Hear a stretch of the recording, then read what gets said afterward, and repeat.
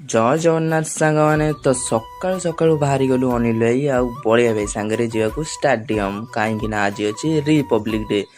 ତ ବାଟରେ ଏତେ କୁହୁଡ଼ି ବି ପଡ଼ିଛି, ତ ବାଟରେ ଦେଖାହବ। ତ ବାଟ ସାରା ଏତେ କୁହୁଡ଼ି ଦେଖିକି ମୋ ଗାଡ଼ି ଚଲେଇବାକୁ ଆଦୌ ଇଚ୍ଛା ନଥିଲା, କାହିଁକି ନା 2 ଜଣ ଯାକ ଜ୍ୟାକେଟ୍ ପିନ୍ଧିକି ଆସିଥିଲେ ଆଉ ମୁଁ କିଛି ପିନ୍ଧିନଥିଲି। ତ ଆମେ କଷ୍ଟମଷ୍ଟେ ସେଇଠୁ ପଳେଇ ଆଇଲୁ ଷ୍ଟାଡିୟମ୍କୁ। ତ ଅନିଲ ଭାଇ ଆମର ଏଣ୍ଟ୍ରି କରୁଛନ୍ତି। ତ ଷ୍ଟାଡିୟମ୍ ଭିତରେ ଦେଖିଲା ବେଳକୁ କେଉଁ ପିଲା ବି ମଧ୍ୟ ଆସିନଥିଲେ।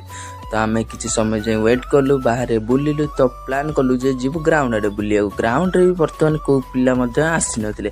ତ କିଛି ସମୟ ପରେ ଆମେ ଟିକେ ୱେଟ୍ କଲୁ ଯେମିତି, ତ ସବୁ ପିଲା ପଳେଇ ଆସିଥିଲେ। ତ ଆଉ କିଛି ସମୟ ୱେଟ୍ କଲା ପରେ ଆମର ପ୍ୟାରୋଟ୍ ବି ଷ୍ଟାର୍ଟ ହେଇଯାଇଥିଲା। ତ ଆମେ କିଛି ସମୟ ଦେଖି ସାରିଲା ପରେ ତ ଆମେ ଘରକୁ ପଳେଇଲୁ, କାହିଁକି ନା ବଳିଆ ଭାଇଙ୍କ କେଉଁ ଅର୍ଜେଣ୍ଟ ଫୋନ୍ ଆସିଯାଇଥିଲା।